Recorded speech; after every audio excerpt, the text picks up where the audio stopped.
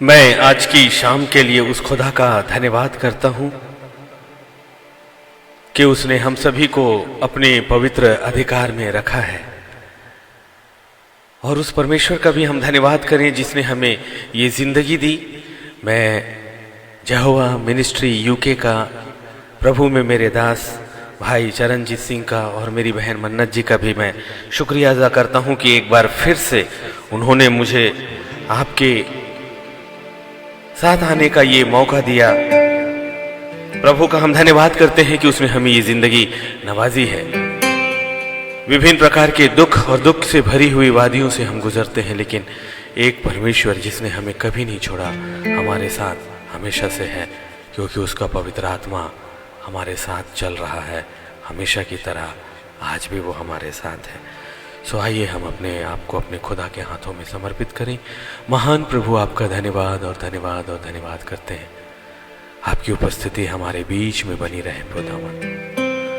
आपकी आराधना आपके स्वर्गीय सिंहासनों पर कबूल हो, और जितने लोग आज हमसे जुड़ते हैं और आने वाले दिनों में इस वीडियो शेयर को देखेंगे, प्रभु हर एक की आत्मा से बातें करें, क्योंकि आप उनके परमेश्वर हैं, आप उनके साथ हैं। उनके दुख में, उनकी तकलीफों में, उनके आंसुओं के बीच में प्रभु हम आपका धन्यवाद करते हैं यीशु मसीह के नाम से, आमीन। ये आराधना मैं प्रभु को समर्पित करता हूं कि सचमुच में वो पवित्र आत्मा ही एक आराधना,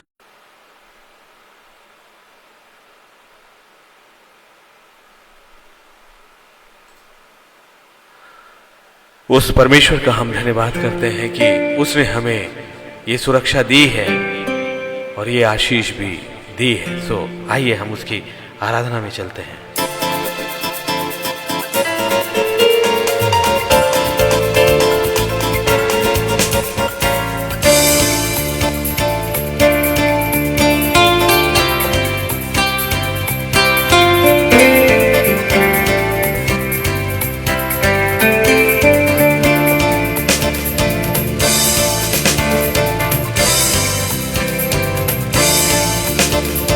रू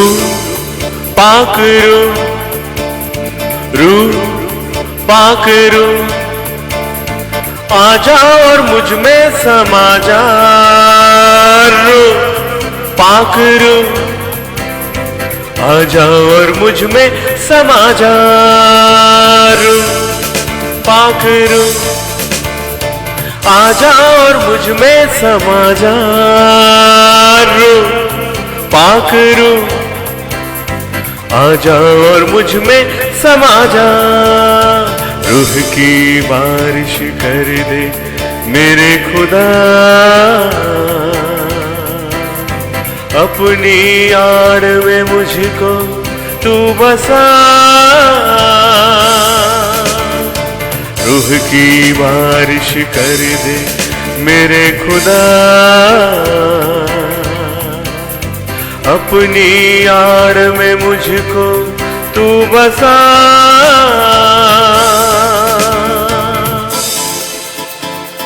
ऐ मेरे खुदावंद, जब मेरे ये पांव डिगे प्रभु, तेरा पवित्र आत्मा हमें अपने साथ लेकर चले, क्योंकि वही तो एक राह बताने वाली आत्मा है। वही हमारा मित्र है जो हमें आत्मिक जिंदगी के साथ जोड़ता है। जब मेरे ये पांव डिगे तेरा रू चलाए, जब मेरे आंसू गिरे तेरा रूह सहलाए। जब मेरे ये पांव डिगे तेरा रू चलाए, जब मेरे आंसू गिरे तेरा रूह सहलाए। रू पाकरू रू पाकरू आजा और मुझ में समा जा। रू पाकरू आजा और मुझ में समा जा। रूह की बारिश कर दे मेरे खुदा, अपनी यार में मुझको तू बसा।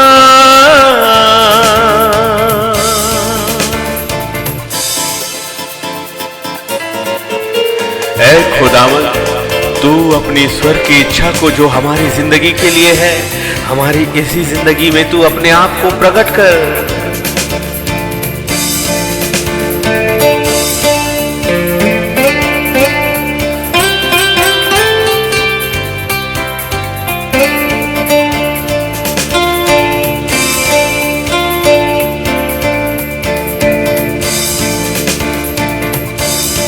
तेरी इच्छा जीवन में पूरी हो, मैं पीछे वचन तेरा आगे हो। तेरी इच्छा जीवन में पूरी हो, मैं पीछे वचन तेरा आगे हो। रूह पाक रूह पाक रूह, आजा और मुझ में समा जा। रूह पाक रूह, आजा और मुझ में समा जा। रूह पाक रूह, आजा और मुझ में समा जा। रूह पाक रूह, आजा और मुझ में समा जा। रूह की बारिश कर दे मेरे खुदा, अपनी यार में मुझको तू बसा। रूह की बारिश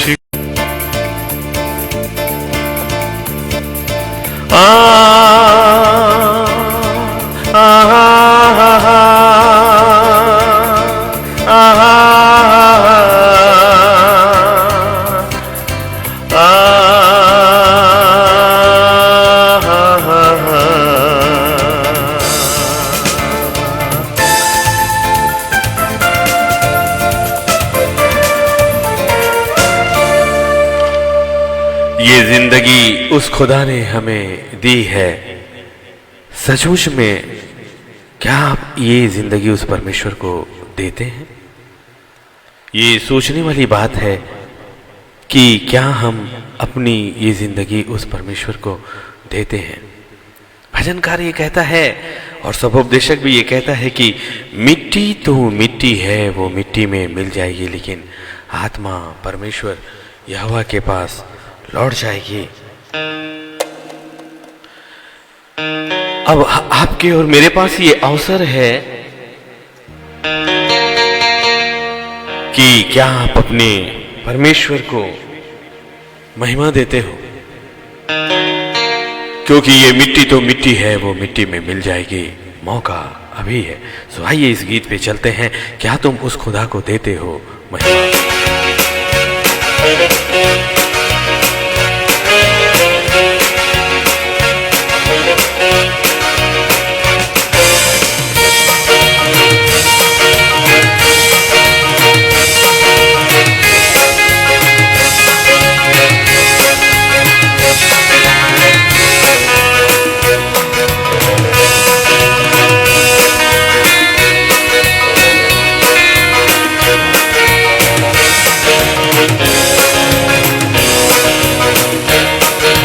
क्या तुम उस खुदा को देते हो महिमा?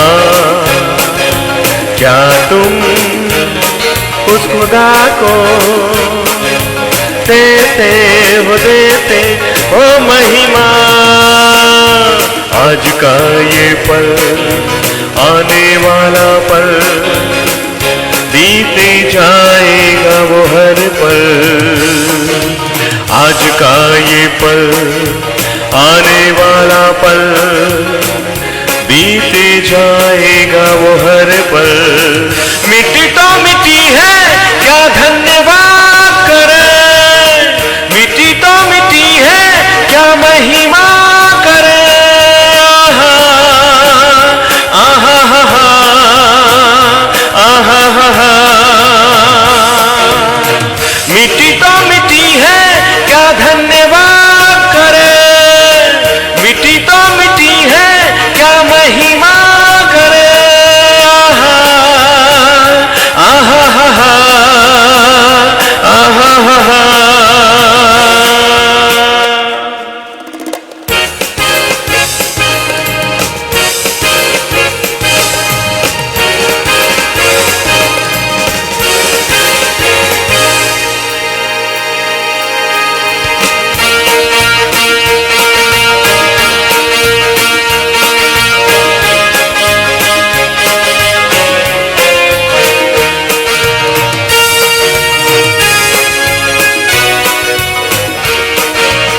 हो क्या सोच रहा ये कल करूं, पर क्या पता कल ना रहे।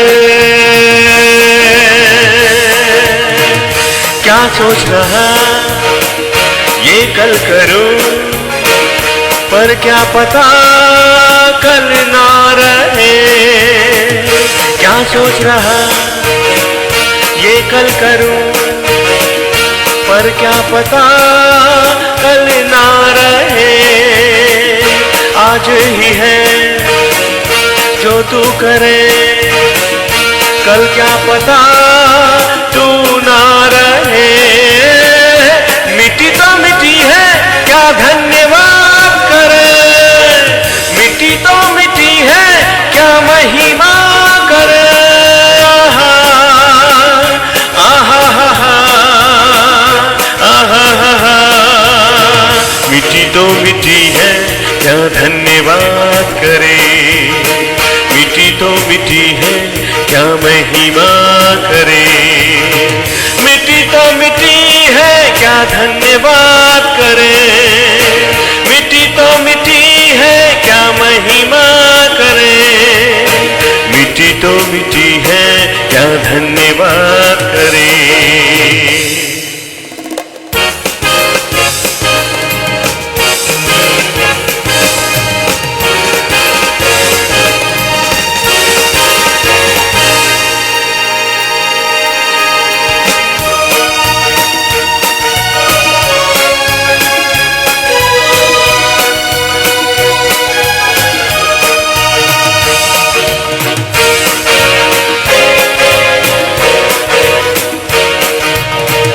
क्या देख रहा दुनिया को तू, दुनिया तो वो जो छोड़ दे।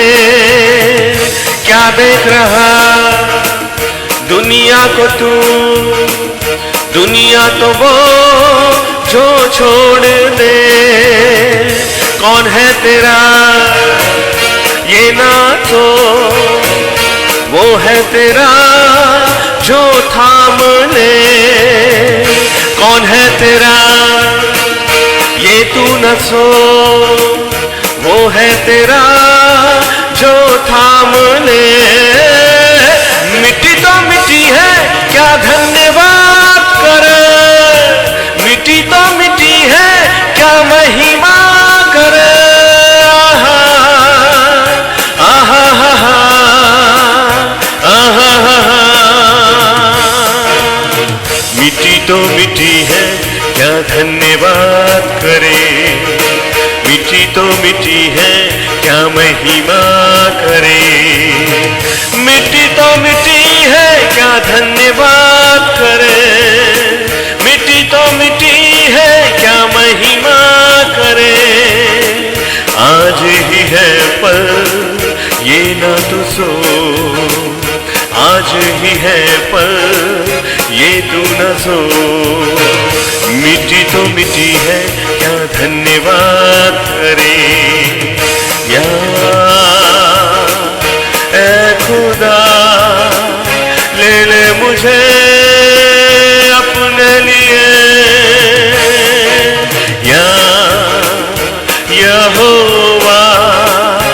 महिमा ले मुझसे।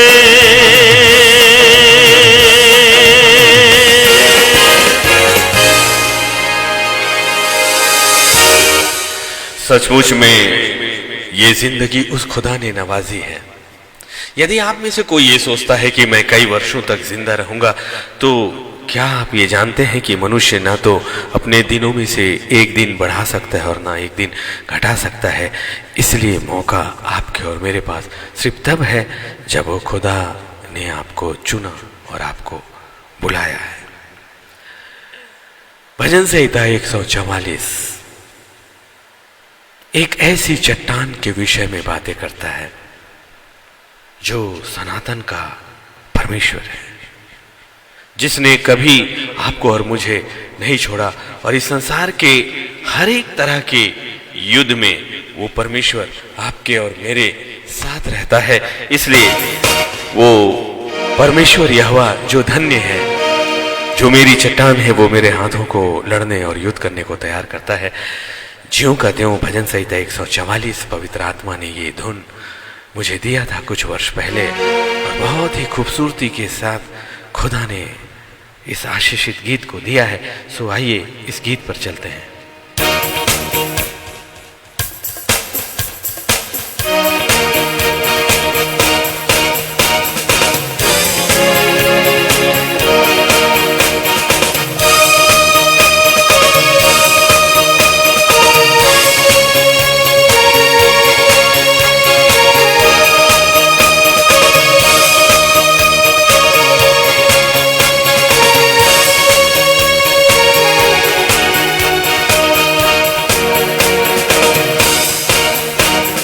धन्य है यहोवा जो मेरी चट्टान है, धन्य है यहोवा जो मेरी चट्टान है। वो मेरे हाथों को लड़ने युद्ध करने तैयार करता, वो मेरे हाथों को लड़ने युद्ध करने तैयार करता।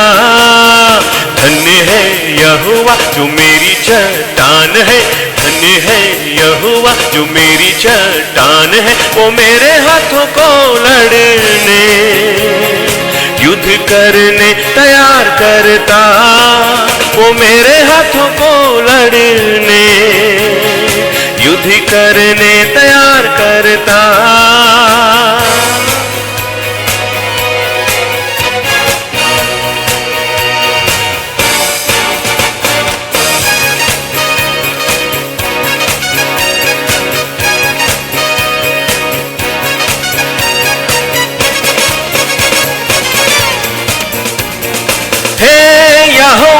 मनुष्य क्या है कि तू उसकी सुधि लेता है।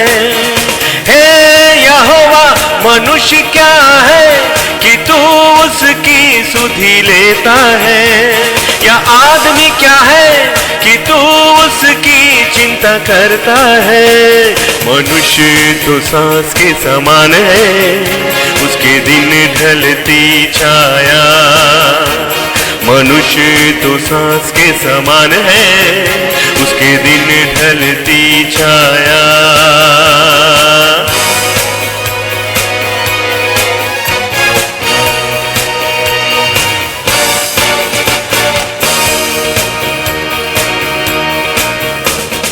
धन्य है यहोवा जो मेरी चट्टान है, धन्य है यहोवा जो मेरी चट्टान है। वो तेरे हाथों को लड़ने युद्ध करने तैयार करता, वो मेरे हाथों को लड़ने युद्ध करने तैयार करता।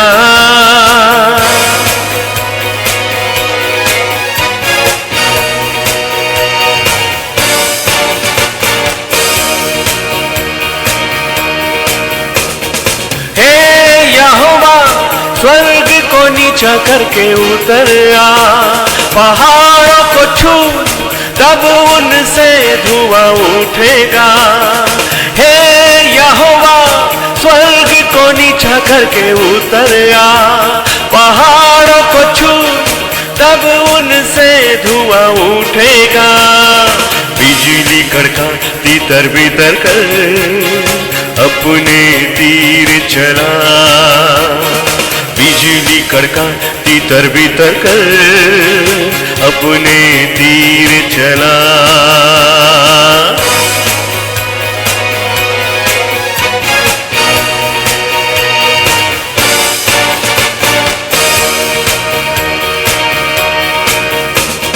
धन्य है यहोवा जो मेरी चट्टान है, धन्य है यहोवा जो मेरी चट्टान है। वो मेरे हाथों को लड़ने युद्ध करने तैयार करता, वो मेरे हाथों को लड़ने युद्ध करने तैयार करता।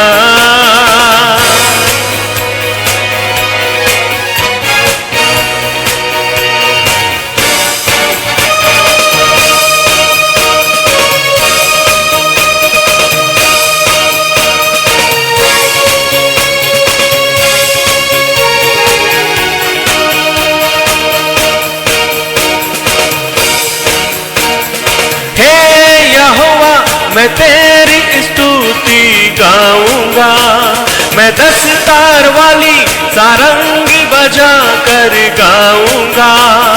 हे यहोवा मैं तेरी स्तुति गाऊंगा, मैं 10 तार वाली सारंगी बजा कर गाऊंगा।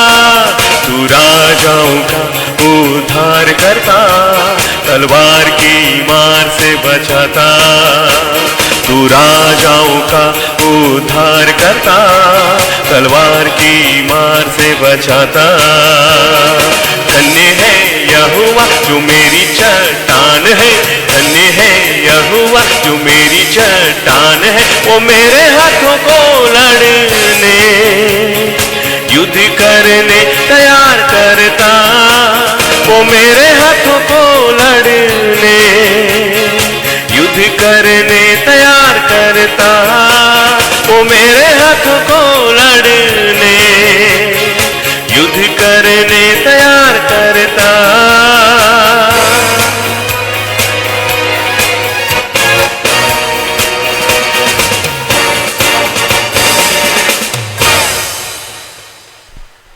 सचमुच में वो परमेश्वर कितना महान है। इसीलिए तो दाऊद ने कह दिया कि चाहे मैं घोर अंधकार से भरी हुई तराइयों में चलूं, तो भी मेरे परमेश्वर, तो भी मेरे खुदा, मैं एक भी हानि से नहीं डरूंगा। ये उस सामर्थी परमेश्वर के ऊपर विश्वास है जो इस संसार का नहीं संपूर्ण कायनात का मालिक है, और जिसकी नजरों में आपकी जिंदगी हमेशा से है और अभी भी है। वो आपकी पीड़ा में आपके साथ चल रहा है, आपको पता ही नहीं। वो आपकी तकलीफ में आपके साथ हर एक पलों में आपके साथ ही है। ये बातें आपको अभी भी समझ में नहीं आई, क्योंकि वो परमेश्वर वहां है जो एक आत्मिक साम्राज्य का क्षेत्र है। इसीलिए मनुष्य कभी भी शरीर में और शरीर की अवस्थाओं में उस परमेश्वर के समीप, उसकी नजदीकी को, उसकी आवाज को न तो समझ सकता है और ना ही जान सकता है। इसीलिए तो नीति वचन की किताब उसका 3रा अध्याय उसके 5वें और 6वें कलाम में वो पवित्र आत्मा से प्रेरित होकर दाऊद के माध्यम से खुदा आपसे बातें कर रहा है कि तू अपनी समझ का सहारा मत लेना, तू अपनी समझ का सहारा मत लेना। और अधिकांश इंसानों ने अपनी संपूर्ण जिंदगी में, अपने हर दिन के फैसलों में हमेशा और हमेशा और हमेशा और हमेशा अपनी ही समझ या इंसानों या मनुष्यों की समझ, चाहे वो उसके परिवार के हो या अन्य लोग हैं, उन्हें लगता है कि ये मनुष्य की बुद्धि और समझ क्या उस समझ तक पहुंचा सकती है जो खुदावंद की बुद्धि और समझ है। क्योंकि एक ही है जो अल्फा और ओमेगा है, जो अनंत से था और अनंत अंत तक है, एक ही है जो इस संसार के समान नहीं, एक ही है जो मनुष्य नहीं है परंतु वो एक आत्मा है, और एक ऐसी आत्मा है जो वचन को कहता है, और वो जो कहता है उस कहने में इतनी शक्ति और सामर्थ है कि वो जो कहता है वो इस संपूर्ण कायनात को मानना होता है, इस संपूर्ण कायनात का वो हिस्सा बनता है। इसलिए अपने आप को पहचानिए कि आज का वचन एक ऐसे सामर्थ्य की ओर से आ रहा है जो इस संसार के कहीं ऊपर एक आत्मिक स्थानों का परमेश्वर है। मैं जानता हूं आप में से बहुतेरे हैं जो किसी ना किसी रूप में टूटे हुए होंगे, आप में से बहुतेरे ऐसे हैं जो किसी ना किसी तकलीफ में वर्षों और महीनों और कई समयों से खुदावंद के सामने दुहाई दे रहे हैं या इंसानों के सामने।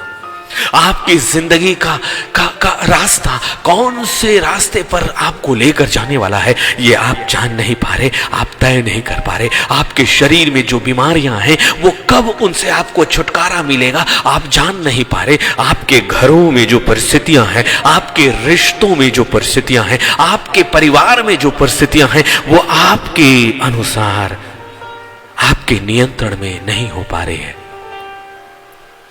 तो क्यों ना जो इतने वर्षों तक मनुष्यों की सीमाओं में ना हो सका उसे एक ऐसे सिंहासन के सामने लेकर आए जो अनादिकाल से जिसने आपको अपना हिस्सा बनाया है और अपना हिस्सा माना है। आप में से जितने भी टूटे हैं इस वक्त सुनिए, पवित्र आत्मा सीधे आपके पास है। आप में से कोई भी इस वक्त अकेला नहीं, क्योंकि परमेश्वर की उपस्थिति इसी वक्त आपके साथ आपकी अपनी जगहों पर है। क्योंकि परमेश्वर ने मनुष्य से पहले से ही प्रेम किया, क्योंकि उसने एक ही प्राणी ऐसा बनाया था जो उसके स्वरूप और समानता में था, जिससे वो हर दिन बातें करता था। और आज भी उसका उद्देश्य यही है कि वो अपने लोगों से बातें करे। इसीलिए तो भजनकार ने 121 में कह दिया कि मैं अपनी आंखें पर्वतों की ओर उठाऊंगा और मुझे सहायता कहां से मिलेगी। यदि आप में से कोई ऐसा है जो अपनी हर एक सीमाओं को छोड़ चुका है, अपनी हर एक आशा को छोड़ चुका है, जिसमें से किसी की परिस्थितियां आज बदल नहीं रही है, वर्षों और वर्ष हो गए, तो अब विश्वास के प्रारंभ होने का वक्त आ गया है। एक ऐसी आत्मिक सामर्थ के सामने आने और उस पर विश्वास करने का वक्त आ गया है। और अब हमारी जिंदगी में उन तकलीफों के अंत का प्रारंभ अब हो रहा है, क्योंकि अब परमेश्वर ने हमें बुलाकर अपने सामर्थी वचन से हमें भरना शुरू किया। और मत भूलिए कि ये वो वचन है जिसे जब वो कहता है तो वो पूरा करता है। इसीलिए खुदावन का कलाम जो पवित्र शास्त्र में है उठाकर देखिए, खुदा के वचन ने अपने आप को खुद साबित किया है। खुदा के वचन ने अपने आप को खुद दृढ़ रूप से आपके सामने रखा है, क्योंकि उसने कह दिया कि परमेश्वर का वचन सच्चा वचन है, सत्य है, जो मांस मांस और गुदे गुदे को छेदता है। इसका मतलब यह है कि एक मनुष्य की बुद्धि में नहीं, परंतु वो मन के अंदर जाकर आपकी आत्मिक आंखों को खोलता है और अपने आप को प्रकट करता है। और जैसे उसने मूसा को आज्ञा दी थी कि जब तुम फिरौन के सामने जाओ और जब वो कहे कि तुझे किसने भेजा है, तो सिर्फ एक ही शब्द कहना।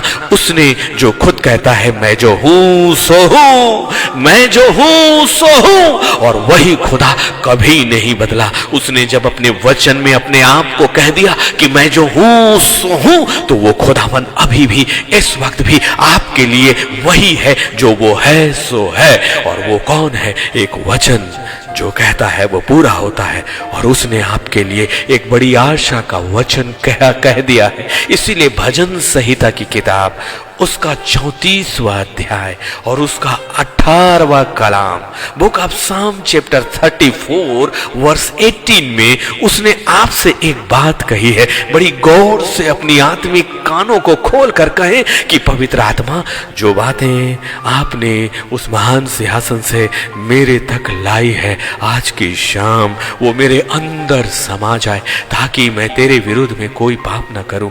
परमेश्वर के वचन के अंदर उसी में ध्यान करना, उसी में मनन करना, ये आपको एक नई जिंदगी में लेकर जाएगा। आपके चारों ओर की परिस्थितियां क्या है ये मायने बिल्कुल भी नहीं रखता। हो सकता है आप में से बहुतेरे इस वक्त जब सुन रहे हैं, उनके चारों ओर की परिस्थितियां इतनी ज्यादा बिगड़ी हुई है, इतनी ज्यादा विकट है कि आप अकेले हैं और आपको सोचता नहीं कि आप क्या करें। आपकी सीमाएं जो समाप्त हो गई, लेकिन आपको पता ही नहीं कि अब मेरे लिए कौन सा उपाय है। लेकिन अब खुदा का ये वचन आपके लिए पहुंच चुका है, जो भजन संहिता 34 और उसके 18 में उसने कहा, सुनिए, यहोवा टूटे मन वालों के समीप रहता है। यहोवा टूटे मन वालों के समीप रहता है। इसलिए यदि आप में से किसी का मन समीप है, टूटा हुआ है, तो जान रखिए कि अपने वचन के अनुसार वो परमेश्वर इस वक्त आपकी तकलीफ के बीच में, आपकी पीड़ा के बीच में, आपके मन के टूटे जाने के बीच में, आपके असहाय होने के बीच में, आपकी बीमारी के बीच में, आपकी कमी और घटी के बीच में महसूस करिए कि खुदा का वचन आपके लिए आया कि वो टूटे मन वालों के समीप रहता है और पिसे हुओं का वो उद्धार करता है। काफी है यदि आपने इस वचन पर विश्वास कर लिया और कहा, प्रभु मैं धन्यवाद और धन्यवाद और धन्यवाद करता हूं कि वो पवित्र आत्मा मेरे साथ है, और मैं विश्वास करता हूं कि तूने जो कहा है कि तू टूटे मन वालों के समीप है, तू मेरे वातावरण में मेरे पास है। प्रभु जी, अपनी हाथों को उठाओ और उस खुदा का आदर करो,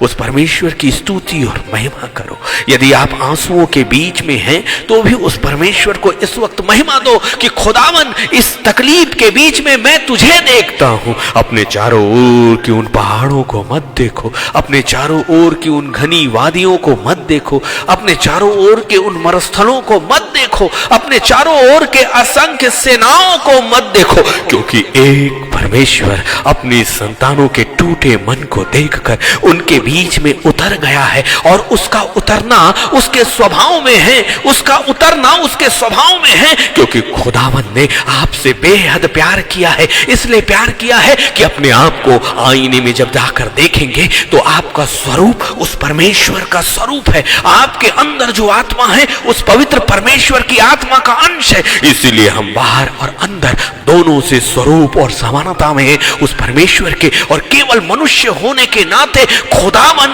आपके समीप रहता है। आपने उसे देखा नहीं, इसलिए कि आपकी आत्मिक आंखों को आपने खोला नहीं, आपने उसे सुना नहीं, क्योंकि आपने अपनी आत्मिक कानों को खोला नहीं। वो पिसे हुओं का उद्धार करता है, और परमेश्वर के उद्धार का मतलब है आपके हर एक पीड़ाओं से उसने आपको आजादी दी है।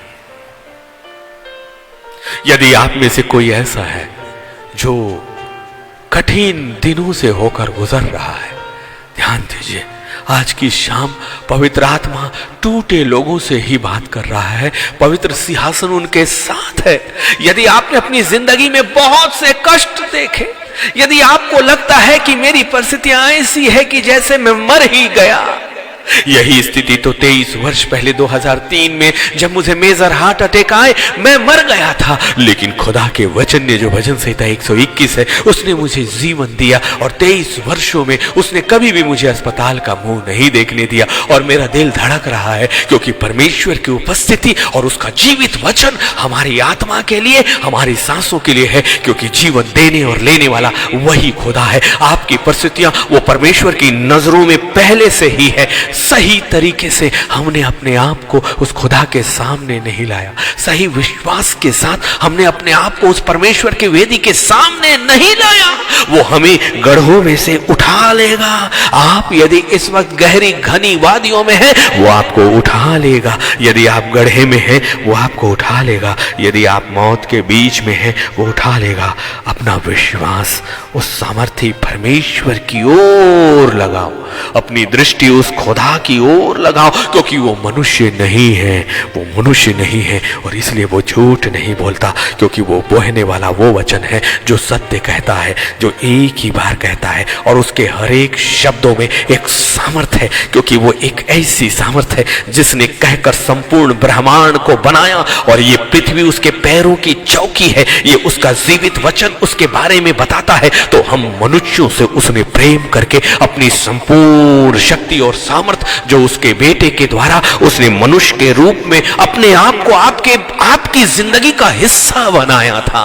इस संसार में क्या कोई प्रभुओं का प्रभु और राजाओं का राजा है जो आपके और मेरी जैसे सामान्य इंसानों की जिंदगी में होकर, इंसानी शरीर में होकर आपके और मेरे बीच में निवास करने के लिए उतर गया? और जब वो गया तो उसने अपने स्वर्ग की हर एक अधिकारों को और उन अधिकारों को जो उसने तकलीफ, पीड़ा और आंसुओं को देने वाले लूसीफर को जब उसने कुचल दिया है। सुनिए, आपका छुटकारा जो इस वक्त आप तकलीफों से गुजर रहे हो, आपका छुटकारा जो इस वक्त आप टूटे मन से गुजर रहे हो, आपका छुटकारा जो बीमारियों से, मौत से गुजर रहे हो, एक विश्वास की प्रार्थना अपने जिंदा परमेश्वर पर विश्वास करके, यदि आपके पास कोई आशा नहीं है तो क्या एक आखिरी और सबसे बड़ी और सत्य आशा को इस्तेमाल हम ना करें? क्योंकि हम ही तो हैं जिसे हमने इस स्वर्ग पर खोलने का और बांधने का भी अधिकार मिला है। आपको अपने उस अधिकारों को पहचानना है जो लूसीफर ने आपके उस हाथों की शक्ति और ताकत को आपसे छुपा लिया है। क्योंकि आपकी शक्ति, आपकी हाथों में जो ताकत है वो लूसीफर के विरोध में है। लूसीफर ने आपके पैरों में जो ताकत है उसे छिपा लिया है, क्योंकि जो ताकत खुदा ने आपको आपके पैरों में दिया है, आपकी जुबान में दिया है, वो नहीं चाहता कि आप उस ताकत को जानो। भजन संहिता 71 और उसके 20 में पवित्र परमेश्वर ने आपसे कहा, तूने तो हमको बहुत से कठिन कष्ट दिखाए हैं, परंतु अब तू फिर से हमको जिलाएगा और पृथ्वी के गहरे गड्ढे में से उबार लेगा। कौन है जो इस वचन को अपने परमेश्वर के सिंहासन के सामने अभी इसी वक्त रखता है? हे खुदावन, तूने अपने पवित्र वचन में कह दिया कि बहुत से कठिन कष्ट जो मैंने अपनी जिंदगी में देखे हैं, परंतु अब वो वक्त आ गया है कि तू मुझे मरी हुई परिस्थितियों से, गर्त की परिस्थितियों से, गढ़ों की परिस्थितियों से तू मुझे जिला रहा है। केवल बचा नहीं रहा है, वो आपको जिंदा कर रहा है, वो आपको जिंदा कर रहा है। और मेरा खुदा वो है जो वर्तमान है, क्योंकि मेरा परमेश्वर कभी भूतकाल का परमेश्वर नहीं है, मेरा परमेश्वर भविष्य का परमेश्वर नहीं है, क्योंकि उसने आपको वर्तमान कहा है। मैं जो हूं सो हूं, मैं जो हूं सो हूं। उसने कहा तुमने अपनी जिंदगी में बहुत से कष्ट देखे, लेकिन अब मैं तुझे फिर से जिलाऊंगा, मैं तुझे जिला रहा हूं। आओ अपने हाथों को उठाओ और कहो, खुदावन तूने मुझे गड्ढे से इसी वक्त निकाला है, अब वक्त सिर्फ आपका है। उस खुदा का बढ़ा हुआ हाथ, उसका जिंदा कलाम तो पहले से उसने कह दिया, और उसका वचन आपके चारों ओर, आपके वातावरण में कब से आपके समीप खड़ा है, आपने उसे सुना नहीं। बस अब इस वक्त अपने हाथों को अपने जिंदा परमेश्वर की ओर उठाने का वक्त आ गया और कहो, खुदावन मेरी जिंदगी के हर एक कष्ट से मुझे निकलने का और अब जिंदा होने का वक्त आ गया। तेरा धन्यवाद, क्योंकि यदि मैं पृथ्वी के गहरे से गहरे गड्ढे में भी उतारा गया हूं तो अब मेरे उबरने का, मेरे बाहर आने का वक्त आ गया, क्योंकि तूने मुझसे भजन संहिता 71 और 20 के माध्यम से अपनी वाचा को मेरे सामने रख दिया है। आपको क्या लगता है कि आपका रचने वाला कौन है? आपको क्या लगता है कि आपके वातावरण का सृजनहार परमेश्वर क्यों है?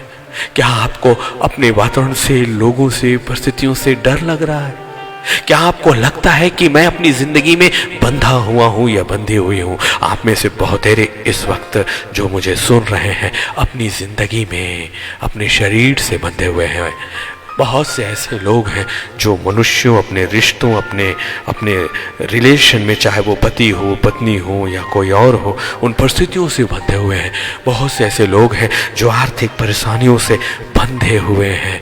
लेकिन इस संसार में हो सकता है कि आपके बाजू में रहने वाला आपका नाम ना जानता हो सकता है कि आपके साथ में काम करने वाले आपको ना जानते हो सकता है इस संसार में आपको जानकर भी आपसे रिश्ते रखने वाले ना हो सकता है जो बेहद आपके करीब हैं, आपके अपने प्रिय लोग ही आपके अपने ना हो इस वक्त। लेकिन कोई है जो प्रभुओं का प्रभु और राजाओं का राजा है, कोई है जिसके ऊपर कोई कोई नहीं है, कोई है जो कहता है सो कहता है, और उसने आपको पहचाना है, उसने आपका नाम लिया है, और उसने आपको नाम लेकर आपको छुड़ा लिया है। आप जिन परिस्थितियों में हैं उन परिस्थितियों की भविष्यवाणी तो उसने पहले ही कह दी है अपने महान भविष्यवक्ता यशायाह के माध्यम से। और इसीलिए यशायाह की किताब उसके 43वें अध्याय और उसके पहले कलाम में सुनिए, आपकी जिंदगी जो 2024 नवंबर में जिन परिस्थितियों से गुजर रही है, और 2024 से पहले जितने भी वर्षों, जितने भी समय तक आपकी जिंदगी गड्ढे में रही, आपकी जिंदगी बीमारियों में रही, आपकी जिंदगी आंसुओं में रही, अब विश्वास करिए, मनुष्यों के सामने नहीं, अपने सामर्थ्य खुदा पर विश्वास करके उससे अपनी बातों को कहने का वक्त आ गया है, क्योंकि उसने स्वर्गीय अधिकारों को खोलकर आपके लिए अपने कानों को लगा दिया है, और उसने अपने दूतों को आज्ञा दे दिया है कि आपके शब्दों को बड़े आदर के साथ वो हथेलियों और कुप्पियों में उठाए और महान परमेश्वर की वेदी के सामने डाल दे। इस संसार में बड़े से बड़े सत्ता और शासक हो सकते हैं, उनके पास आज संसार के रूप में बड़ा अधिकार हो सकता है, बड़ा वैभव हो सकता है, लेकिन एक दिन सब उपदेशक 12 और 7 के अनुसार संपूर्ण संपूर्ण संपूर्ण जो मिट्टी है वो मिट्टी में ज्यों का त्यों मिल जाएगा। लेकिन हम मिट्टी के नहीं हैं, क्योंकि हमें परमेश्वर ने एक आत्मा के रूप में चुना है, और इसीलिए हमारे इस संसार की देह के जो मिट्टी है, मिट्टी में जाने के साथ वो अपने दूतों को भेजना चाहता है, वो अपने अग्निमय रथों को भेजना चाहता है कि उसकी अपनी संतानों की आत्माओं को बड़े आदर के साथ वो स्वर्गीय स्थान जो आत्मिक है वहां लाने के लिए वो आज्ञा दे। सुनिए यशायाह 43 और 1 में आपकी जिंदगी जो इस वक्त है उसकी भविष्यवाणी हजारों सालों पहले खुदावन ने कर दिया। हे इस्राएल, और इस्राएल कौन है? वो सारे लोग जो इस्राएल में निवास करते हैं? नहीं। वो सारे लोग जो याकूब के घराने के हैं? नहीं। वो सारे लोग जो दाऊद के घराने के हैं? नहीं। वो सारे जो यीशु मसीह के आने पर विश्वास करते हैं, वे सारे जो अब पुरानी वाचा से नहीं परंतु नई वाचा जो गेतसेमनी के बाग में उसने अपने लहू से और अपने शरीर से बांधा, उस वाचा से बंधने वाले हरेक वो लोग जितनों ने उस पर विश्वास किया, वचन ये कहता है कि जितनों ने उस पर विश्वास किया उसने उन्हें अपनी संतान होने का अधिकार दिया, और ये अधिकार किसी मांस और लोहू के द्वारा नहीं है। कोई मनुष्य नहीं, कोई अगवा नहीं, कोई पास्टर नहीं, कोई प्रचारक नहीं, कोई और अभिषेक नहीं, क्योंकि खुदा ने सीधे और सीधे आप पर अपने वचन के द्वारा अपना अभिषेक उंडेला है। और अब आप भी वैसे ही हो जैसे खुदा के और चुने हुए लोग, अब आप वैसे ही हो, वैसे ही परमेश्वर को भाने वाले, वैसे ही उसके अपने बेटे और बेटियां जैसे और भी लोग हुए। दाऊद से आपकी स्थिति कम नहीं है, यूसुफ से आपकी स्थिति कम नहीं है, क्योंकि मेरा खुदा भेदभाव करने वाला परमेश्वर नहीं है, क्योंकि उसने अपने वचन में अपने आप को न्यायी कहा है। इतनी अच्छी अच्छी बातों के होते हुए इन सारी बातों का फायदा जब पवित्र आत्मा उस परमेश्वर के स्वभाव को, उसके प्रेम को, उसके न्याय को, उसके बराबरी को आपके सामने लेकर आ रहा है, तो क्यों ना हम उसी पवित्र आत्मा से कहें कि हमारी परिस्थितियों को वो परमेश्वर के सिंहासन के सामने लेकर जाए। सुनिए, उसने आपकी परिस्थितियों के लिए क्या भविष्यवाणी की। हे इस्राएल, और इस्राएल आप हो जो इस वक्त परमेश्वर के कलाम पर विश्वास कर रहे हो। इस्राएल आप हो जो इस वक्त पवित्र आत्मा के आपके नजदीक होने पर विश्वास कर रहे हो। इस्राएल आप हो जो परमेश्वर की आराधना अपने आंसुओं के बीच में कर रहे हो। इस्राएल आप हो जो अभी भी परमेश्वर पर यकीन कर रहे हो कि मेरी परिस्थितियां मेरा खुदावन देख रहा है।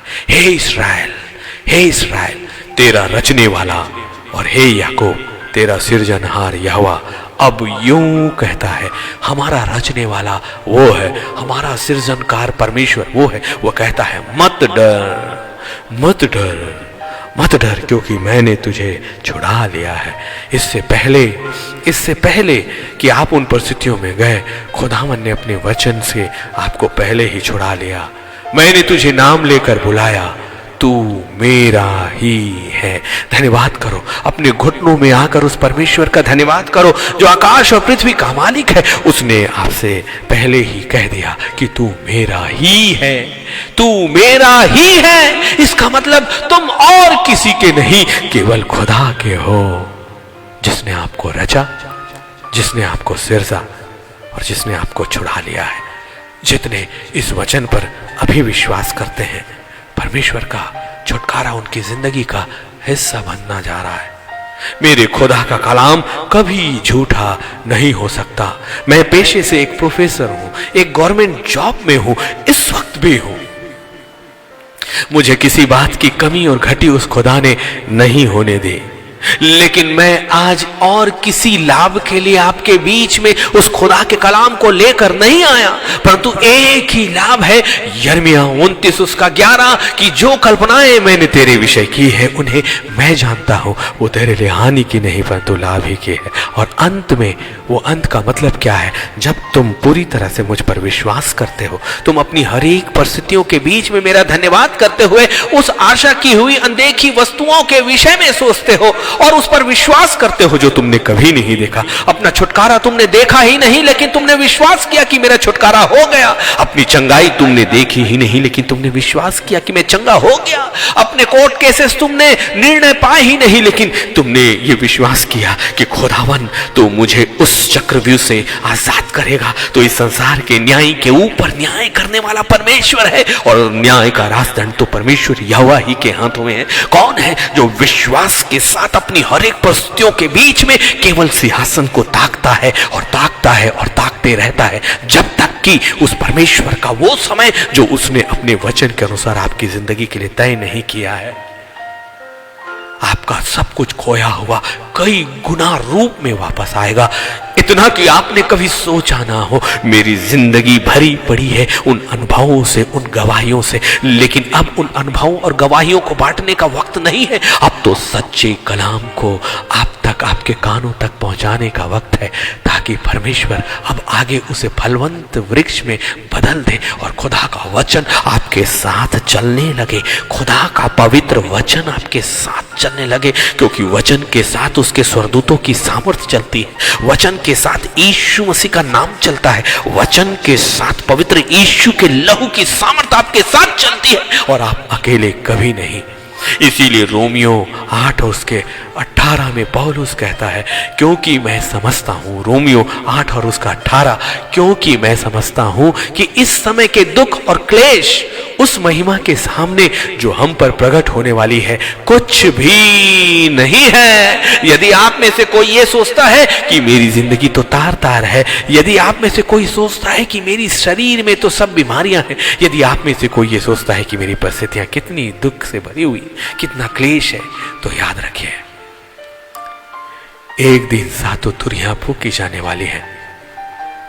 और चाहे हम देह में हो या देह में ना हो, चाहे हमारी शरीर जिंदा हो या हमारे शरीर मिट्टी में मिल गया हो, लेकिन इन सातों तुरियों के फूके जाने के साथ ही हर एक जन उस परमेश्वर के सिंहासन के सामने खड़ा होगा, आत्मा में और शरीर में, और फिर वो न्याय का राजदंड हम दोनों की और हमारी ओर उठाएगा और भेड़ों और बकरियों को अलग करेगा।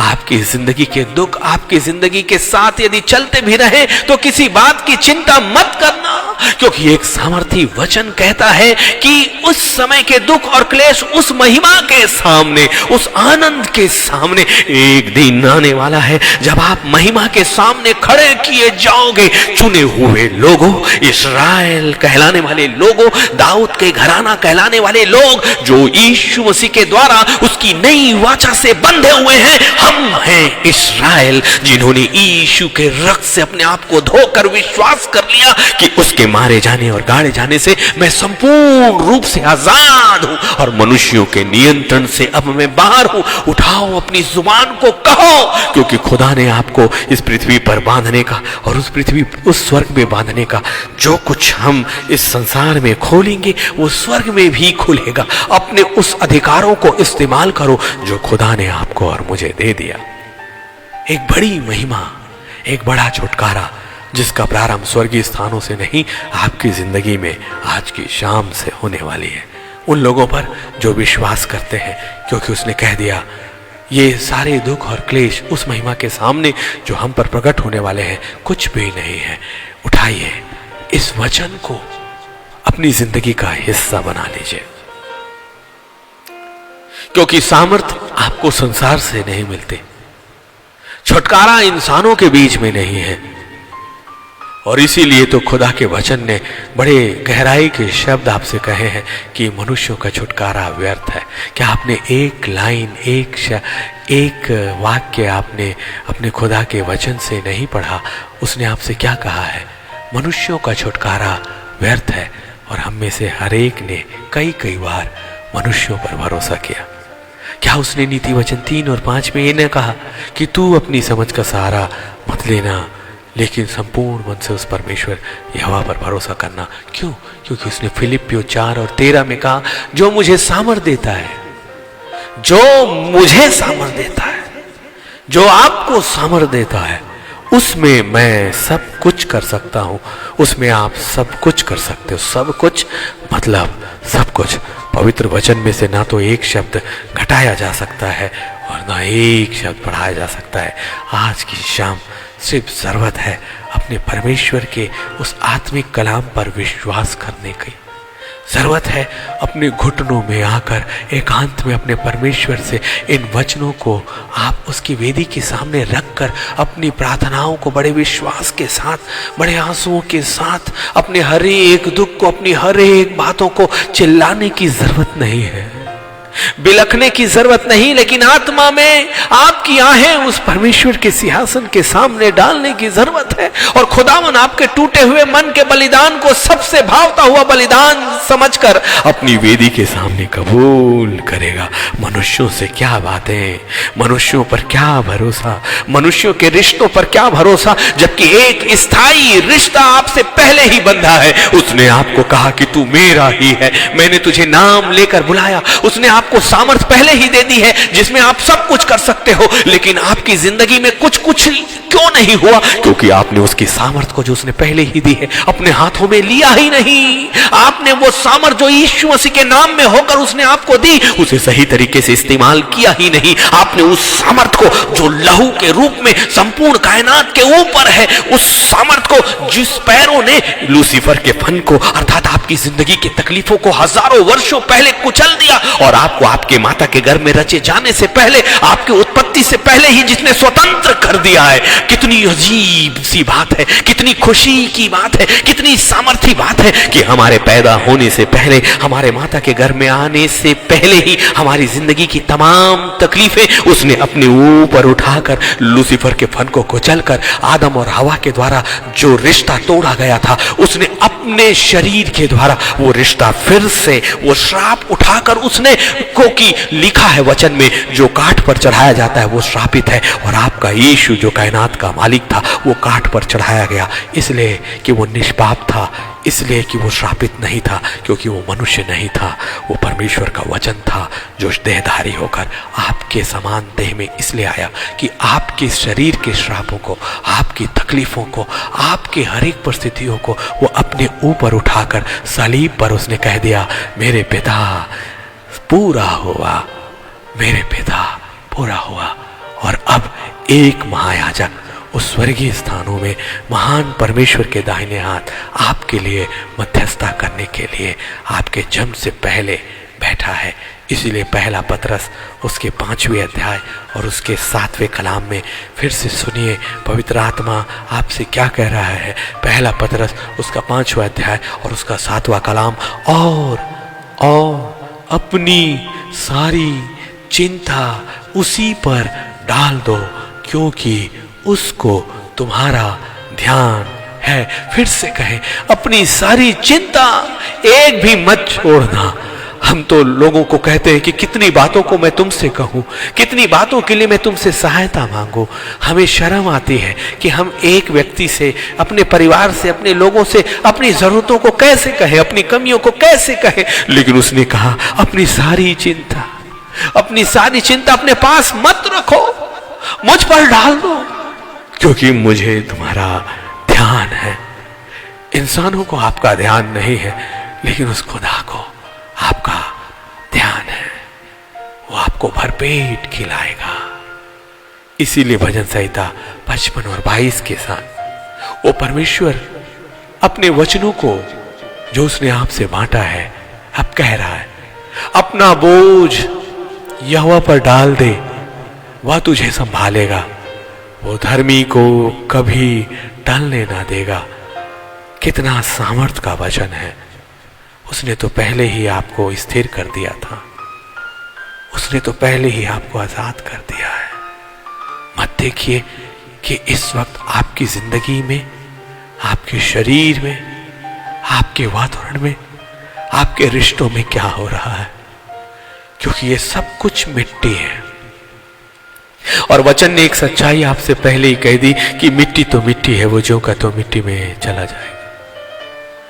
लेकिन हम तो आत्मा है जो हमारे खुदा का हिस्सा है।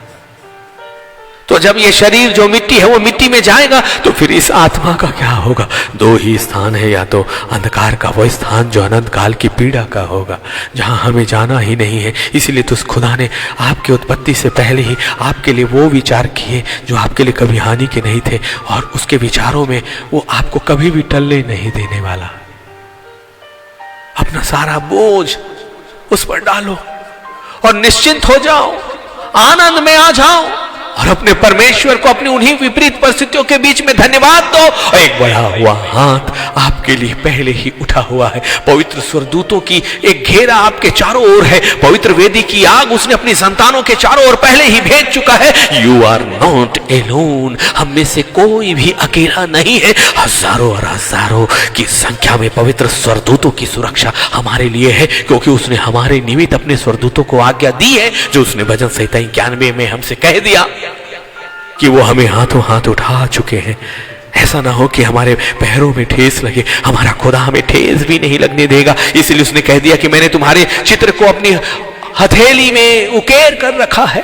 देखो, जो तुम्हें छूता है वो मेरी आंख की पुतली को छूता है। हाँ मेरे खुदावन, इस संसार में हमारे लिए कोई हो या ना हो, इस संसार में हमें कोई देखता हो या ना हो, इस संसार में हमारी परिस्थितियों में हमारे साथ कोई चलता हो या ना हो, कोई हमसे बातें करता हो या ना हो, कोई हमारी सहायता करता हो या ना हो, तेरा बढ़ा हुआ हाथ हमेशा से जो भरपूरी का है, जो सुरक्षा का है, जो आशीष का है, हमारे साथ चल रहा है। खुदावन, हम मिलकर अपना हाथ आपकी ओर बढ़ाते हैं। प्रभु, हमें थाम ले, अपनी आत्मा का अभिषेक हमें दे।